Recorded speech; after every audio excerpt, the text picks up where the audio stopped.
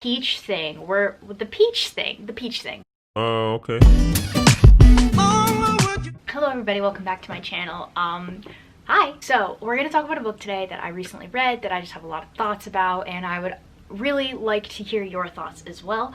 So wow, I've recently read Call Me By Your Name by André Aciman. I was kind of like very vocal with the fact that I did not ever plan on reading it. I just knew things about the book, about like the concepts in the book that I just like would have rather passed on, you know. But I don't like being a hypocrite, so I was like, I can't even say anything if I haven't read it yet. So I read it because it's fairly short, so I was like, let's bite the bullet. So I did. I bit the bullet. Bit it hard. Read it in a day. I've got thoughts. Goodreads, I gave it a 3 out of 5.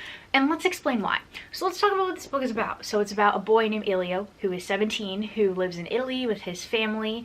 And his dad is a graduate professor, and they take on a student every summer to do research with the dad, and the student lives in Elio's room. Elio goes to the guest room, and the student lives with them for 6 weeks while working with the dad. So this year that we jump into Elio's life, the student's name is Oliver, and Oliver is a graduate student, so he is 7 years older than Elio. From kind of the get-go, Elio was just really into Oliver. It's acknowledging that Elio's there, but it's definitely a different level of attraction at first, or at least like attraction that is apparent. And so it's really Elio just kind of like fawning over him for kind of a long time. As the summer progresses, so does their romance. They go on cute little trips to the city, to the beach. And so now that the plot is out of the way, let me dive in here for a second. Let me get rid of any negativity that I'm about to say, just to kind of talk about, wow, this book is beautiful. Prose, it is very well known, very critically acclaimed for the prose. It is beautiful. I always say when I talk about this now, it gives me the same feeling that I get when I walk through like a very clean museum that's very quiet, and like people are walking around with their headphones, like hearing about the different portraits and stuff. That's the feeling that I got from this book. Just very clean, very like angelic, like I don't know, it's so pretty. Like I just would love to be bowling around in Italy with my boyfriend. Like, wouldn't we all? Soundtrack for the movie, there's one song on there. I don't know if this is just my favorite song. I feel like it's like the overall like popular song, but Mystery of Love by Sufjan Stevens. That song is perfect for the story because it just feels like mystical, and it kind of makes me feel like I'm not real. Like it makes me feel like we're just kind of all floating around. Like I don't know.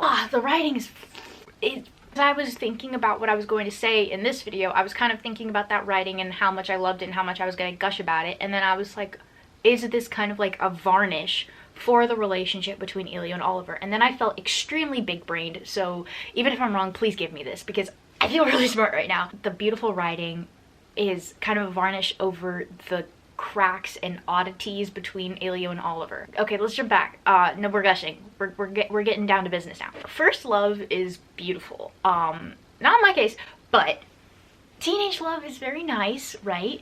And coming of age love, first romance, first I love you is a very nice thing to watch and read and see. Infatuation? Not so much. In the beginning of the story, Elio was very weird towards Oliver, very obsessive, and Elio himself even says that his parents have told him many times that he gets way too attached to things, way too obsessive over things very quickly. Red flag. I marked every time that I was like uncomfortable with what Elio was saying in pink. I don't know if you can tell how much pink there is, but there's a lot of pink. There was just some quotes that I wanted to share here, just to have an out loud WTF moment, because I was like, girl, what? There's the part where Elio is talking about how much he likes Oliver and how Oliver doesn't really give him the time of day yet, and so he literally is like, then it hit me that I could have killed myself instead, or hurt myself badly enough and let him know why I had done it. If I hurt my face, I want him to look at me and wonder why anyone might do this to himself. And then years and years later, yes, later, or he finally pieced the puzzle together and beat his head against the wall.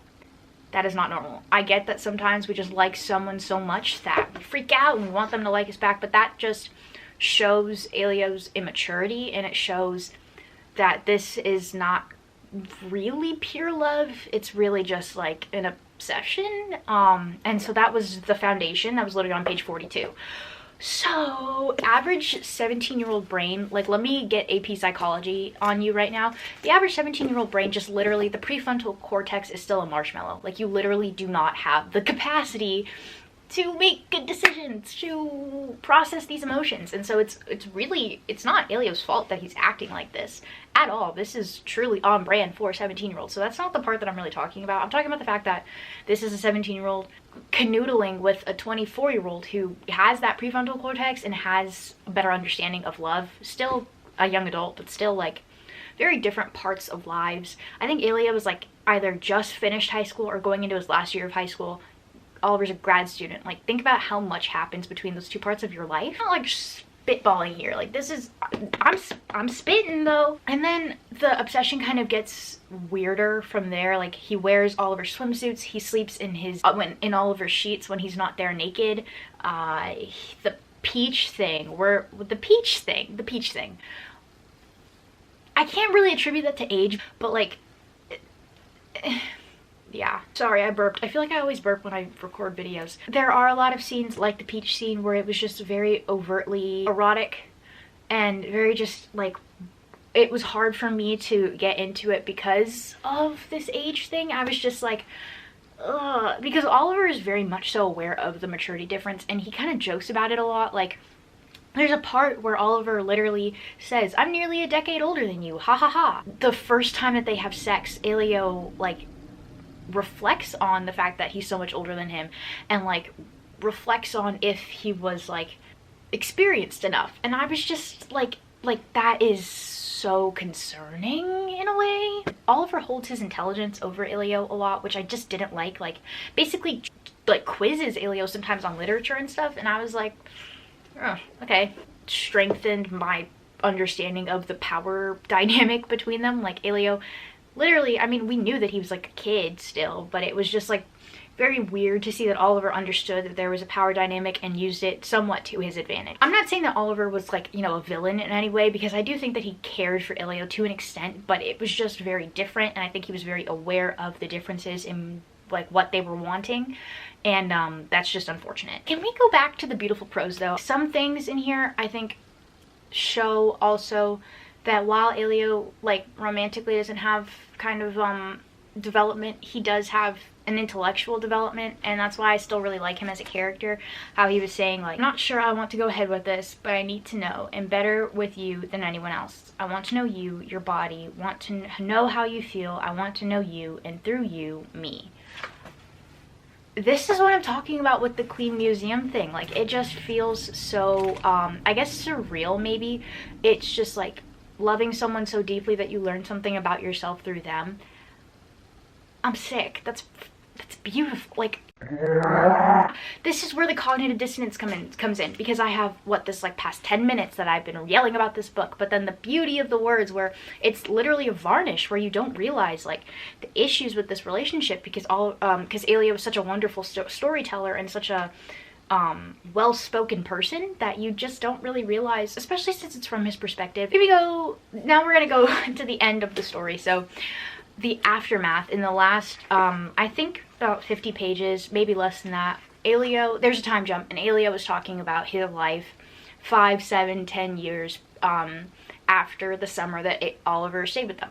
Beyond apparent that the relationship, the summer, really did affect Elio in a way that just did not affect Oliver. Elio is very caught up in what happened that summer. He thinks about it all the time. It changes how he acts and who he is, while Oliver moved on, has had a family, has had kids, went on to, you know, become a professor, like went on as business as normal, while Elio's life, not by any standards went off track, but the trajectory definitely moved. He's literally like broken in a way, because when he goes back and visits Oliver, he mentions an inside joke that they had that summer, where they called each other by the other person's name, and Oliver doesn't remember it. He doesn't remember that they used to do that, and that completely obliterates Elio. He tries not to show Oliver, but, you know, his internal thoughts, because, you know, we're in his head first person, it is bad. And so that's where I'm kind of coming from with the maturity differences. Like, in the moment, he's just at a different stage in his life than Oliver. Oliver was more open, I think, to a more casual thing, while Elio was really feeling these strong emotions of love and thought that it was going to be reciprocated forever. And that is heartbreaking in itself too. It really is heartbreaking. Like, I wanted a happy ending for Elio, and I knew I wasn't going to get one as soon as I started reading this. But it is, it's hard to read. I think that if Elio was 24 also, or if Oliver was 17 also, there would definitely have been a different ending. Maybe both of them would have moved on. Maybe they would have stayed together, but not in the way that Oliver is, like, calling him, like, friend and, like, you know, basically practically, like, giving him a noogie, while Elio is on the verge of, like, a breakdown. It's just, it's pitiful. It's pitiful. I'm just looking at the back of this book right now, and it says one of the greatest love stories of our time. And I have issues agreeing with that, but I also can see where it would be yes. There's a difference between a bad story, bad writing, and things that you don't necessarily agree with in the text, and I think that's where this comes in. I can't lie and say that this is a bad book, because I thoroughly enjoyed it. The writing was beautiful, as I keep saying, clean museum. I just don't like the age gap, but the story itself, and I don't think it's something that I would condone per se.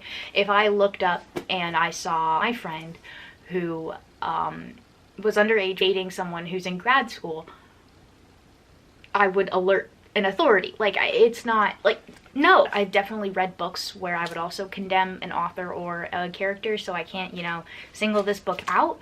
I just think that a lot of the erotic scenes, a lot of the obsession just kind of threw me off a little bit, so that's why it was 3 stars, because it wasn't necessarily addressed at any point except for jokingly, which I didn't like. If you think that this is still a wonderful work of love, of romance, of fiction, you're right. If you think that this is a terrible book, I will listen to you why. And so I'd love to hear your comments down below. Thank you again for watching.